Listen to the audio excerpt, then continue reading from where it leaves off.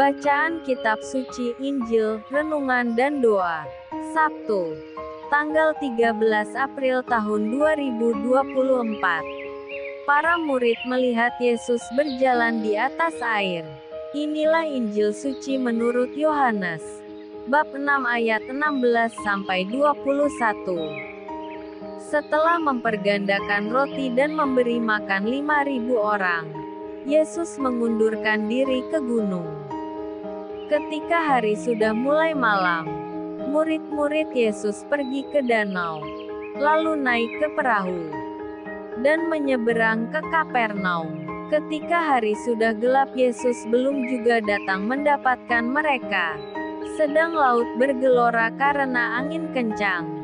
Sesudah mereka mendayung kira-kira 2-3 mil jauhnya, mereka melihat Yesus berjalan di atas air mendekati perahu itu. Maka ketakutanlah mereka. Tetapi Ia berkata kepada mereka, "Aku ini, jangan takut." Mereka mau menaikkan Dia ke dalam perahu. Dan seketika juga perahu itu sampai ke pantai yang mereka tujui. Demikianlah sabda Tuhan. Shalom. Para murid melihat Yesus berjalan di atas air. Injil hari ini, Yohanes bab 6 ayat 16-21.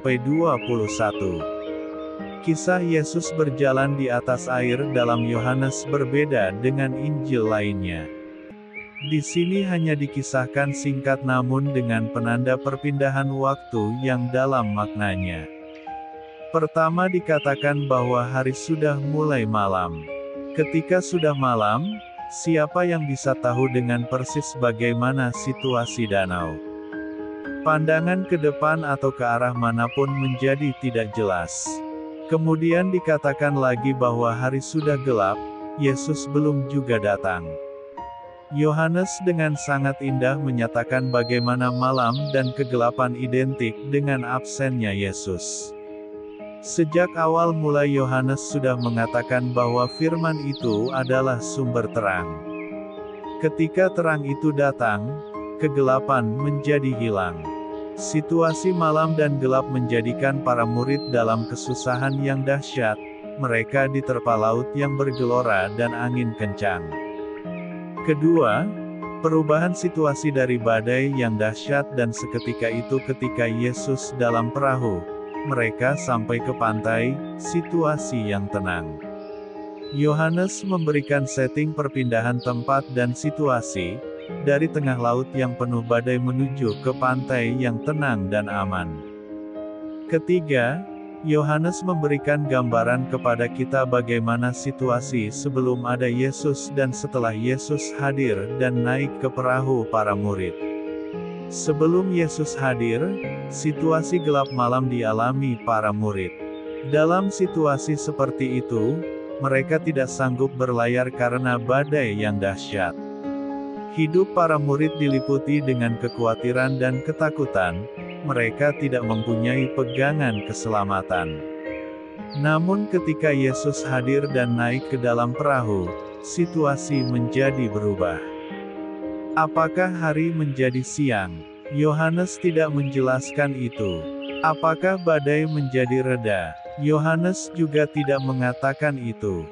Yohanes hanya mengatakan bahwa ketika Yesus naik ke dalam perahu, seketika itu juga mereka sampai ke pantai. Yohanes hendak memberikan tanda bahwa kegelapan malam masih akan terus ada.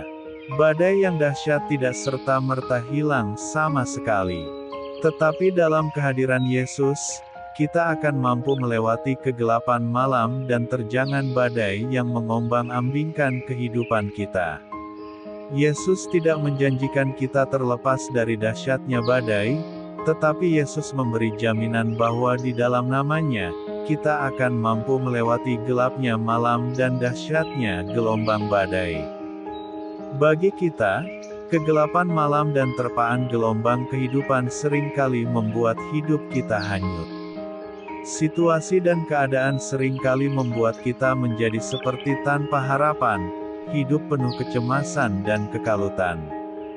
Ketika angin mengarah ke barat, kita ikut ke barat. ketika angin ke timur, kita ikut ke timur. Seolah-olah kita menjadi seperti tanpa pegangan yang kuat, kita tidak mempunyai penyangga yang menjadi andalan untuk tetap bertahan di jalur hidup kita. Dalam situasi seberat apapun, Yesus senantiasa mau hadir dan masuk dalam bahtera kehidupan kita.